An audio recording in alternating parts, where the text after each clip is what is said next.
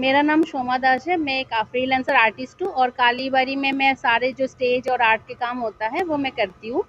तो इस बार का जो थीम है वो पीस के ऊपर लिया गया है। जो अभी माहौल है सब तरफ ही कुछ ना कुछ हो रहा है, तो उसके ऊपर से कि कुछ हम पीस लिखाए, तो इसलिए बुद्धिस्ट मोनेस्ट्री के ऊपर दिया हुआ है। जो हमें पता ही है बुद्ध के जो मार्ग थे, पवित्रता, सत्यता और अहिंसा के ऊपर था, तो उसी के लिए लिया है। और दूसरा है, हम ना इस बार आगमनी का प्रोग्राम भी थोड़ा डिफरेंट टाइप में दिखा रहे हैं। उसमें हमारा दिखा रहे हैं लाइक जैसे ना किसी हमारे वहाँ पे कलकत्ता में अगर आप देखोगे 150-200 साल पुराना पूजा होता है गांव में, जैसे जमींदारों के घर में पूजा होती है। तो उसमें वो दिखाने की कोशिश है कि ज़मींदारों की जो कल्चर है, जो संस्कृति है, वो आज भी जो बड़े बुजुर्ग है बचाना चाह रहे हैं। लेकिन क्या होता है ना, जो अपकमिंग जनरेशन है वो काम के वास्ते या किसी भी चीज़ के लिए वो बाहर निकल जाते हैं, तो उनकी कल्चर में भी चेंजेस आने लगी है।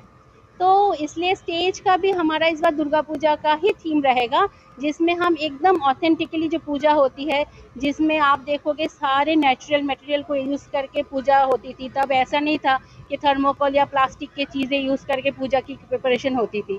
तब जैसे रेड बॉर्डर की साड़ियाँ, गेंदे फूल की माला, आम के पत्ते, केले के पेड़, तो इन सब चीज़ों से होता था। तो वो भी हम इस बार दिखाने की कोशिश कर रहे हैं कि कल्चर जो भी है हमें वो भी बचाना है साथ में।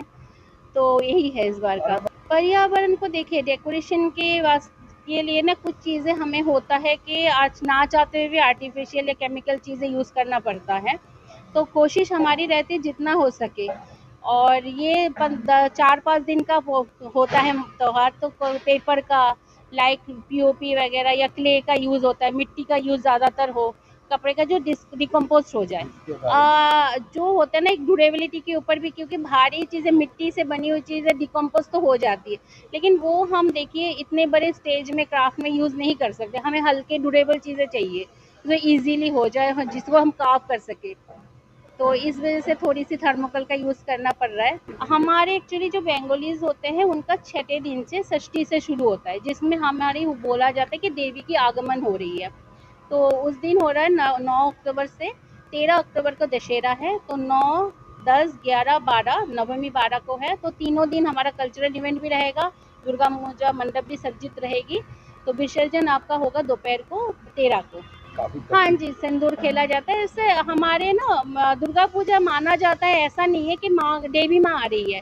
ये माना जाता है, जैसे आप अगर बंगाल में जाओगे तो हर मैरिड गर्ल अपने मायके चली जाती है, क्योंकि हमारा माना जाता है कि जो दुर्गा है वो हमारी तरह एक लड़की है, शादीशुदा जो शिव जी से विवाहित है, वो हिमालय से अपने मायके आती है, धरती पे आती है। तो इसलिए अपने बाल बच्चे साथ में गणेश जी, कार्तिक, शिव, लक्ष्मी इनको लेके आते हैं, सरस्वती लक्ष्मी को लेके आते हैं। तो इन हमारे मान्यता है कि बेटी घर पे आ रही है, इसलिए हम चीज़ों को ना बहुत अच्छे से लाइक खाना पीने की कमी नहीं होनी चाहिए, कपड़े होने चाहिए नए, सब कुछ वो अपना नाच गान सारे, मतलब जैसे हमारे होते हैं ना, शादीशुदा बेटी घर पे आए तो आप क्या करोगे, उसके लिए सारे इंतजाम अच्छे अच्छे करोगे कि वो खुश रहे। तो वैसे सिंदूर हमारे लिए देखिए, एक तो शादीशुदा लड़कियों की सिंबल होती है रेड सिंदूर, हम लोग मानते हैं। दूसरा होता है कि हम जिस चीज़ को विसर्जन देते हैं, आप बेटी को विदा करोगे रोके नहीं करते, आप खुशी मना के करते हैं कि वो आगे घर में जाके खुश रहे, उसकी परिवार समृद्ध हो। तो इसीलिए सिंदूर खेला जाता है, वो कल्चर है।